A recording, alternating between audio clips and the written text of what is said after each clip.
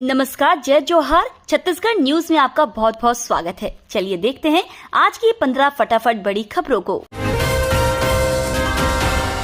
छत्तीसगढ़ में अमित शाह बनाएंगे चुनाव जीतने की रणनीति। चुनावी राज्य छत्तीसगढ़ में सियासी दलों का दौरा जारी है। इसी कड़ी में आज केंद्रीय गृह मंत्री अमित शाह प्रदेश का दौरा करने वाले हैं। एक महीने में यह तीसरा मौका है जब अमित शाह छत्तीसगढ़ का दौरा करने वाले हैं। बता दें, छत्तीसगढ़ में इस साल विधानसभा चुनाव को लेकर राजनीतिक दल कमर कसे हुए हैं। ज्यादा से ज्यादा लोगों को रिझाने में सियासी पार्टियां जुटी हुई हैं। बीजेपी छत्तीसगढ़ चुनाव में कोई कोर कसर नहीं छोड़ना चाहती है। बघेल सरकार के खिलाफ लाया गया अविश्वास प्रस्ताव विधानसभा में गिरा। छत्तीसगढ़ विधानसभा के मानसून सत्र में विपक्ष की तरफ से लाया गया अविश्वास प्रस्ताव गिर गया। विधानसभा में ध्वनि मत से विपक्ष के अविश्वास प्रस्ताव को खारिज कर दिया। बीजेपी ने अपने अविश्वास प्रस्ताव में सरकार पर 109 आरोप लगाए थे, लेकिन जब सीएम भूपेश बघेल ने उसके आरोपों पर जवाब देना शुरू किया तो बीजेपी ने वॉकआउट कर दिया। इसके बाद विधानसभा अध्यक्ष ने अविश्वास प्रस्ताव अस्वीकृत करते हुए विधानसभा की कार्यवाही को अनिश्चितकालीन के लिए स्थगित कर दिया। चुनाव से पहले जेसीसीजे विधायक प्रमोद शर्मा ने दिया इस्तीफा, बीजेपी में हो सकते हैं शामिल। बलौदाबाद विधायक प्रमोद शर्मा ने जनता कांग्रेस छत्तीसगढ़ से इस्तीफा दे दिया है। उन्होंने पार्टी की राष्ट्रीय अध्यक्ष रेणु जोगी को अपना त्याग पत्र भेजा है। प्रदेश के प्रथम मुख्यमंत्री अजीत जोगी के बेटे और जेसीसीजे के प्रदेश अध्यक्ष अमित जोगी से लंबे समय से उनके मतभेद की खबरें आई दिन सुनने को मिल रही थी। अमित जोगी ने प्रमोद शर्मा को उनके उज्जवल भविष्य के लिए शुभकामनाएं दी। बीजेपी के सीनियर नेताओं से बातचीत करते देखा गया था, इसलिए ये कयास लगाए जा रहे हैं कि वो बीजेपी में शामिल हो सकते हैं। कैग रिपोर्ट पर रमन ने गहरा कहा, सरकार ने 5,000 करोड़ के चावल में लगाई सेंध। बीजेपी के राष्ट्रीय उपाध्यक्ष और छत्तीसगढ़ के पूर्व मुख्यमंत्री डॉक्टर रमन सिंह ने कैग की रिपोर्ट को लेकर भूपेश सरकार पर जमकर बरसे। प्रधानमंत्री गरीब कल्याण अन्न योजना में कांग्रेस सरकार की नीति और नियत पर सवाल उठाते हुए निशाना साधा। प्रेस कॉन्फ्रेंस कर 600 करोड़ रुपए के पीडीएस घोटाले पर सरकार को घेरते हुए कहा कि भूपेश सरकार ने कोरोना काल के दौरान मोदी सरकार के भेजे गए मुफ्त राशन में भी बड़ी हेराफेरी की है। पीडीएस में 600 करोड़ रुपए के चावल का घोटाला किया है। छत्तीसगढ़ के पारंपरिक खेलों को छत्तीसगढ़ी ओलंपिक खेल का दर्जा मिला। छत्तीसगढ़ के पारंपरिक खेल को छत्तीसगढ़ी ओलंपिक खेल का दर्जा मिला है, जो किसी वरदान से कम नहीं है, जिससे खेल जगत में काफी खुशी की लहर है। वहीं इस प्रतियोगिता को दलीय व एकल 2 श्रेणी में आयोजित किया गया है। छत्तीसगढ़िया ओलंपिक में दलीय श्रेणी में गिल्ली डंडा, पिट्टुल, संखली, लंगड़ी दौड़, कबड्डी, खो खो, रस्साकसी और बांडी जैसी खेल विधाएं शामिल की गई हैं। वहीं एकल श्रेणी की खेल विधा में बिल्लस, फुगड़ी, गेड़ी दौड़, भंवरा, 100 मीटर दौड़, लंबी कूद, रस्सी कूद एवं कुश्ती को शामिल किया गया है। छत्तीसगढ़ में ईडी आईटी छापेमारी पर सियासत, सीएम बघेल और रमन सिंह में जुबानी जंग तेज।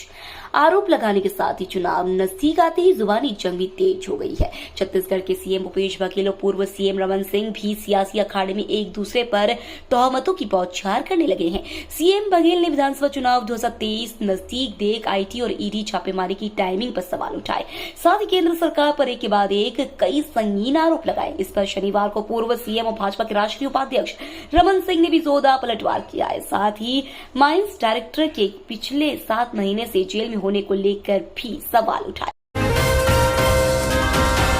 आपकी सरकार बनी तो 6 महीने में होगा संविदा कर्मचारियों का नियमितीकरण। छत्तीसगढ़ विधानसभा चुनाव को लेकर वोटर्स को लुभाने हर पार्टियां अपने स्तर पर काम कर रही है। अलग अलग तरह से लोक लुभावन वादे और घोषणा भी कर रही है। इसी क्रम में आम आदमी पार्टी के प्रदेश प्रभारी एवं दिल्ली के विधायक संजीव झा ने नवा रायपुर के तूता धरना स्थल पर पहुंचकर आंदोलनकारियों का समर्थन किया है।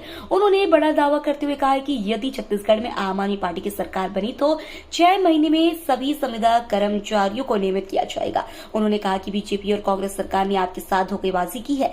मुख्यमंत्री भूपेश बघेल छत्तीसगढ़िया का ढोंग रच रहे हैं।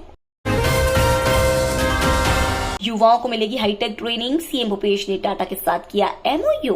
छत्तीसगढ़ के 36 शासकीय आईटीआई का आधुनिकीकरण होना है। इसके लिए मुख्यमंत्री भूपेश बघेल ने टाटा के साथ एमओयू पर हस्ताक्षर किए हैं। इससे प्रदेश के युवाओं को बेहतर प्रशिक्षण मिलेगा। इस पहल से प्लेसमेंट कैंप के माध्यम से रोजगार का अवसर भी मिलेगा। सीएम भूपेश ने विधानसभा परिसर स्थित अपने कार्यालय कक्ष में प्रदेश के 36 आईटीआई को मॉडर्न बनाने के लिए करीब 11,88,036 करोड़ की परियोजना पर हस्ताक्षर किया। तकनीकी शिक्षा एवं कौशल विकास विभाग और टाटा टेक्नोलॉजीज के बीच MOU हुआ है। इसके तहत 36 ITI संस्थानों में युवाओं को 6 नए ट्रेडों में और 23 शॉर्ट टर्म कोर्स में प्रशिक्षण दिया जाएगा। भूपेश बघेल प्रदेश में ईडी और IT के छापों का बताया कारण। छत्तीसगढ़ में इस साल विधानसभा चुनाव होने वाले हैं, लेकिन इससे पहले प्रदेश में आयकर विभाग और ईडी की कार्रवाई तेज हो गई है। ईडी ने कांग्रेस नेता और IAS अफसर के यहां दबिश दी। इससे पहले मंगलवार से आयकर विभाग की टीम ने राज्य के कई जिलों में दबिश दी थी। वहीं लगातार सेंट्रल एजेंसियों के छापे पर मुख्यमंत्री भूपेश बघेल का बड़ा बयान सामने आया है। विधानसभा में मुख्यमंत्री भूपेश बघेल ने मीडिया से बातचीत करते हुए ईडी और IT के लगातार छापे के पीछे कारण बताया है। उन्होंने कहा कि छत्तीसगढ़ छोटा राज्य है।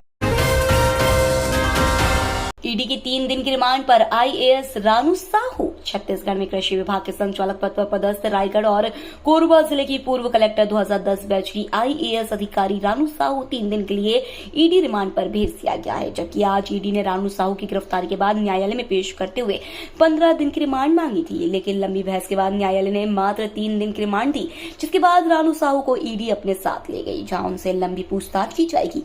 ईडी ने इस गिरफ्तारी के बाद न्यायालय के सामने कई तर्क रखते हुए रानू साहू को 14 दिन की रिमांड पर देने की मांग की थी, मगर कोर्ट ने 3 दिन की रिमांड दी है। आपने कहा छत्तीसगढ़ में कंक्रीट की 93% सड़कें खराब, कब बनेगा टाटीबंध ओवरब्रिज। रोड को लेकर सरकार पर कई गंभीर आरोप लगाए हैं। आज आपने अपने कार्यालय में प्रेस कॉन्फ्रेंस पर भूपेश सरकार पर जमकर बरसे। आपके प्रदेश प्रवक्ता सूरज उपाध्याय ने कहा है कि कैग की रिपोर्ट के अनुसार सीमेंट और कंक्रीट से बने प्रदेश की 93% सड़कें अमानक है। प्रदेश की 7,401 सड़कों के नमूनों में 6,852 के सैंपल फेल होने का आंकड़ा सामने आया है। आम आदमी पार्टी छत्तीसगढ़ ने सरकार से अनुरोध करते हुए कहा है कि टाटीबंध ओवरब्रिज का निर्माण कार्य पूरा कराकर परेशान जनता के हितों की रक्षा करे। कांग्रेस का केंद्र सरकार के खिलाफ प्रदर्शन। रानी पोखरी चौक पर कांग्रेस कार्यकर्ताओं ने पुतला फूंक कर केंद्र सरकार के खिलाफ प्रदर्शन किया। कांग्रेस जिला अध्यक्ष मोहित उनियाल ने कहा कि मणिपुर में महिलाओं के साथ जो अत्याचार किया गया वह बहुत ही निंदनीय है। ऐसी घटनाओं से देश की साख खराब होती है और उससे भी ज्यादा दुख एवं निंदा की बात है कि मणिपुर में भाजपा सरकार द्वारा इस हिंसा को बढ़ावा देने का काम किया जा रहा है। डोईवाला ब्लॉक कांग्रेस अध्यक्ष महेंद्र स्वरूप भट्ट ने कहा है कि केंद्रीय महिला एवं बाल विकास मंत्री स्मृति ईरानी द्वारा कई दिनों बाद सिर्फ सोशल मीडिया पर प्रतिक्रिया देकर अपनी जिम्मेदारी से बचा जा रहा है। बैंक कर्मचारियों को मिलेगी 2 साप्ताहिक छुट्टियां, 28 को होगा फैसला। बैंक कर्मचारियों को सप्ताह में अब 2 दिन छुट्टी मिल सकती है। इस पर अभी विचार चल रहा है। अगर सब कुछ सही रहता है तो इस पर फैसला 28 जुलाई को लिया जा सकता है। एक रिपोर्ट के मुताबिक इंडियन बैंकिंग एसोसिएशन अगले हफ्ते शुक्रवार को United forum of bank unions के साथ बैठक में यह फैसला ले सकता है। इस नए नियम के तहत दैनिक कामकाजी में 40 मिनट की बढ़ोतरी की जाएगी। छत्तीसगढ़ में झमाझम बारिश, मौसम विभाग ने की चेतावनी। छत्तीसगढ़ के कई जिलों में आज अच्छी बारिश की संभावना जताई गई है। रायपुर, बिलासपुर और दुर्ग संभाग के लिए मौसम विभाग ने अलर्ट जारी किया है। बिलासपुर संभाग के रायगढ़, जांजगीर और उससे लगे जिलों में 1-2 जगहों पर भारी बारिश की चेतावनी जारी की गई है। राज्य के दक्षिणी हिस्से यानी बस्तर संभाग के भी कुछ जिलों में भारी बारिश हो सकती है।